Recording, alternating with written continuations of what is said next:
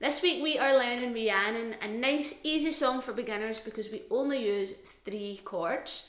It's a super moody song in the key of A minor, but we are going to make it sound even moodier, more mystifying and even more twinkly with our really cool riff that plays through a good chunk of the song. And we're also going to look at some different ways to play the chords as well. I'm going to show you the riff. I'm going to show you the harmony in which we take things up a notch and layer it up with our melody. And then I'm going to show you the chords, the chord variations, and after that I'm going to explain how to play this as a group as well.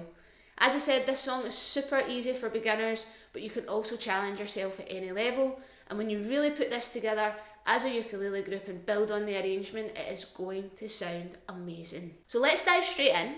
We are going to start with the key of A minor. A minor is the same as C major. The only difference is we are in the minor key, so overall we're going to have a darker, moodier feel. Even though they share the same notes and chords, it's the fact that it's minor and it's based around the A minor chord that makes this minor. If the song was starting and ending in C and there was C's throughout the song a little bit more often, then the song would be in C major. So really it just depends on how moody the song is and where the chords are placed. That will depend on what key you're actually playing in. And the notes that we're going to play are A, B, C, D, E, F, G and A. You can use the C major scale.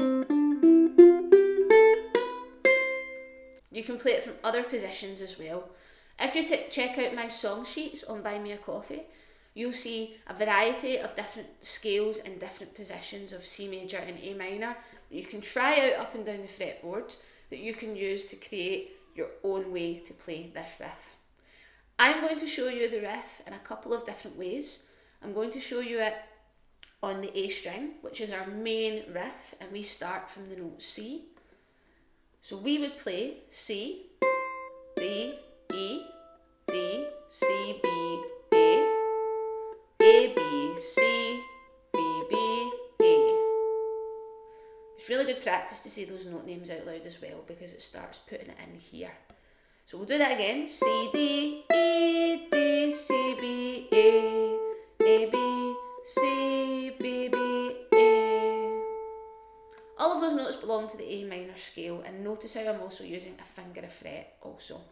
Now what we're going to do is we're going to play the harmony of this. So what that means is we're going to, instead of starting from C, we're actually going to bring it down a little bit and we're going to play it from A. So we're going to play A, B, C, B, A, G, E, F, G, A, G, G, F. Notice how it followed the same pattern where it went higher and lower using the same intervals, but the pitch was just a little bit lower. That is called harmony. So it's when you're playing notes, they follow the same order, but they're maybe just at a different pitch, but they sound harmonious. And that's mostly because they're part of the same scale. And a lot of the time we base this on our chords. So when we put these both together, it will sound lovely because it sounds like this.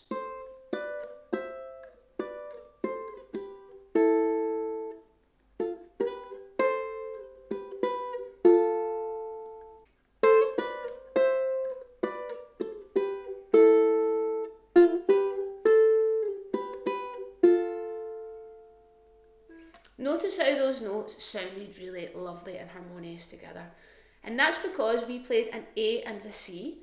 Those two notes together make up 2/3 of the chord. The chord of A minor is A, C and E, and we played A and C. Then B, that would be B diminished. We played B and D. And it would be B, D and F, that's the G7 chord, or the B diminished chord. The C and E is like the C major chord. So it's 2 of the 3 notes, and that is why that sounds so lovely. You might have noticed that I was playing them both like this, linearly, instead of using what I showed you earlier in here. And that's because it's a lot easier for us to move our fingers. So I was playing the notes C and A. So because we're moving up by the same intervals, it's actually easier to play on one string. Now there was one note that didn't sound quite so right, and that was when we played the 0 and the 0, the E and the A. And that's because following that whole pattern, that's the only two notes that don't make up 2/3 of the chord. We played the note E and A. If we had played F and A, that's like the chord F, but instead we played E and A, which created that little bit of tension, that little bit of dissonance where it didn't sound quite right. And that is actually a really cool little effect in the song. So see if you can hear that being played when I play the riff one more time.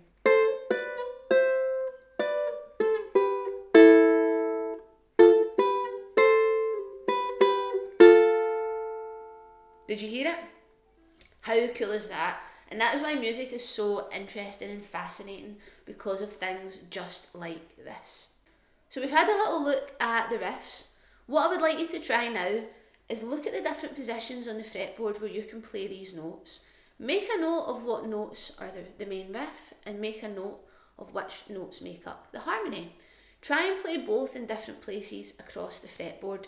This is really going to engage your brain, your ears, and really getting you thinking about the notes of the key. It's going to help you memorise the notes that are in the key as well, and also start to understand where they take place on the fretboard. And this is when you can really start to make things more interesting. And when you're this curious, you'll then start applying this to other songs that you learn as well, which is the main thing. You really want to be more independent and creative with your music so that you can have more fun with it. The next thing that I'm going to show you is the chords. The chords of this song, as we most likely know, are A minor, middle finger, middle finger, G string, 2nd fret, F at the pointer finger, and C. But as we know, those can get a little bit boring, so I'm going to show you a couple of variations. The A minor, we're going to put the first finger on the A string 1st fret, middle finger on the D note, that's the 2nd fret of the C string, and then we're going to play on the ring finger, and that's going to be the E string 3rd fret. That's a G minor chord. So let's move it up one. That's G sharp minor, move it up one more, A minor. Adding this G note in at the top makes it an A minor 7, so it's just a little bit twinklier. Minor 7 chords are really, really nice, and because this is a moody song, we want to add just that little mysterious edge to it with that 7th note. So that's your A minor 7, that's option 2. Now from here, we're going to slide, keep your pointer finger on, up to the 7th fret, and we're going to do an E minor shape here. So just like that, slide it up, 7, 8 and 9. You might have seen this one before. Keeping that G note in there, this is A minor 7 as well. So you've got A minor down at the first position, and then position 2, which is on 3, 4 and 5, like a G minor chord, and then position 7, 8 and 9, which is like the E minor chord. So just spend a bit of time practicing that, and then you'll just build some muscle memory, and then you'll be able to chop and change which chord you use. So that is the A minor variations for you. We're going to go into F next, so we all know F here. Now the next one is an F add 9. So the F add 9 is also going to add in this G note, and this time we're going to put our pointer finger on the 3rd fret of the A string and use our other 2 fingers on the 5th fret of the C and the E strings. Oh, so sparkly and twinkly sounding. So that's F.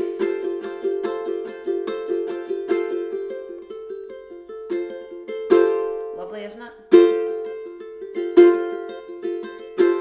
And then next time we're going to slide up to 8, and we're going to slide up to 9. So 8, we're going to hold both of our fingers down on the E and the A strings.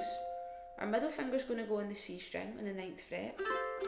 If you want to add your finger on 10, that's F. If you want to take it off, you keep that F add 9.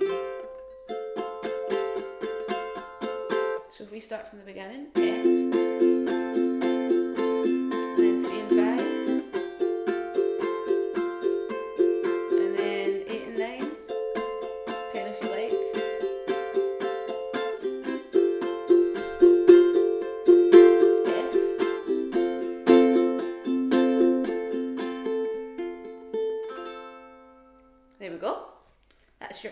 variations.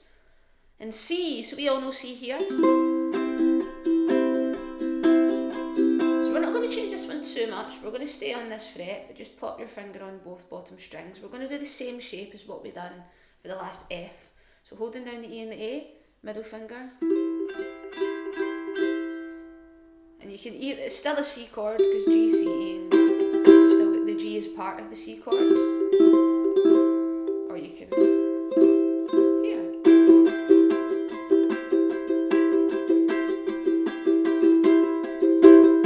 And then the other option is we're going to do the G shape, but slide it all the way up to 7 and 8.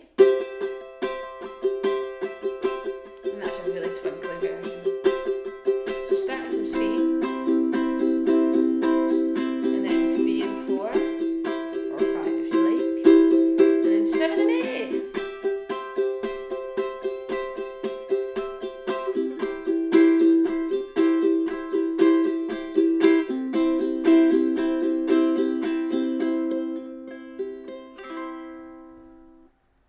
So all of those chords have got different variations and they all add higher notes, lower notes, and just really layer up how that sounds. The chord progressions of the song are fairly straightforward. For most of the song, for the intro, for the verse, for the Rhiannon part, we're going 2 bars of A minor, 2 bars of F. So we've got A minor,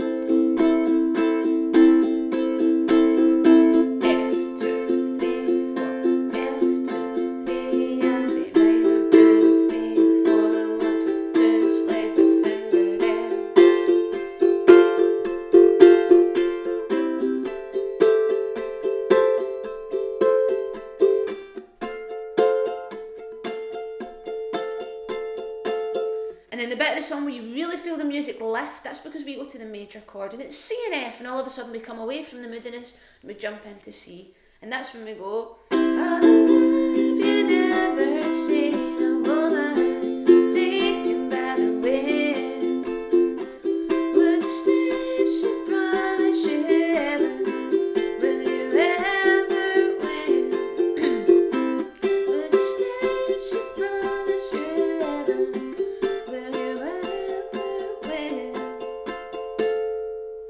there we go. So that's different ways to play the chords. Now you can mix and match these. You could do open and then jump up here. You could do them all in the middle and then maybe go up a little bit higher. It's entirely up to you. The main thing is building your muscle memory, practicing moving between them, and just having a bit of fun with it, because it just makes a song that could be a little bit tedious and boring a lot more interesting. Now let's talk about using this as a group. So like any song, and like I've mentioned before, it's all about layers and it's all about building up the momentum, bringing it back down again at the right places. So what I always suggest is listen to the song. How does the feel of the song go? Does it start quiet, lift up, build back down again? Is it a gradual lift that goes throughout the song? What I would suggest, because we're working so much on the fretboard, is keep the strumming simple for just now. Just work that 1 and 2 and 3 and 4 and down, up, down, up, down, up, down, up for the strumming, because that's going to keep everyone nice and cohesive while you're working on these twinklier parts up the fretboard. Also let people play to their strengths. You will definitely have some people that are quite happy staying down at the bottom, and that's fine. Experiment with the riff. You might want to play the riff at the same time as when the chords are being played. You might want to fade the riff out and maybe not play both versions of it. You might just want to play one. This song starts really strongly with the riff, so I would definitely try and come in with the riff quite strong at the beginning. Following that, you might keep the riff going in the background, and then you might start adding in some chords. As the song jumps into C, you might want to really go whole hog with it and have everyone playing different types of C chords and F chords while the music lifts. And then when you go into that Rhiannon, you might want to really make it twinkly. It's entirely up to you and how your group want to make it feel. But have fun with it. Rather than just playing through a song and it's all nice and easy, this is like a project. You want to spend time on this and really work on it and make it build up. It might take a few weeks. It might take months to really make sound good. If you've got really good singers in your group, which I'm sure you do, work those harmonies in there as well. Vocal harmonies work just the same way as ukulele harmonies and other instrument harmonies do. And that's even more layers to add to it. And honestly, you hear the difference so much when a group uses layers compared to when they don't. So that's quite a lot of different tips on this song. You can check out the full song sheet on my Buy Me a Coffee page. I've got challenges on there for you, all of the riff suggestions, the scales, the different variations of the chords are all on there as well. So I hope you have a lot of fun trying those out and spending time on it. And I hope you feel like this is helping you improve as a ukulele player as well, and just giving you that little bit more versatility in how you are actually approaching songs and what you're actually able to do as a ukulele player as well. My goal is to always put people out their comfort zones, but my goal is also to make people curious. Rather than me telling you what to do, I want you to start wanting to find out these things for yourself. So I hope you've enjoyed this week's lesson. As I said, a nice easy song for people of all levels, but I really hope you found a way to challenge yourself even if you are not a beginner. Thank you so much for watching. Check out my social media, my Buy Me a Coffee, everything is ukulele saz, ukulele.saz, ukulele saz. Give me a like, a subscribe. I do teach full time for a living, and I love being able to share my passion as a teacher with ukulele groups, with students of all ages and all abilities. So please check out my stuff, and please get in touch. I would love to see your videos. I would love to see your arrangements of these songs as well. Thank you so much for watching, and I'll see you next time.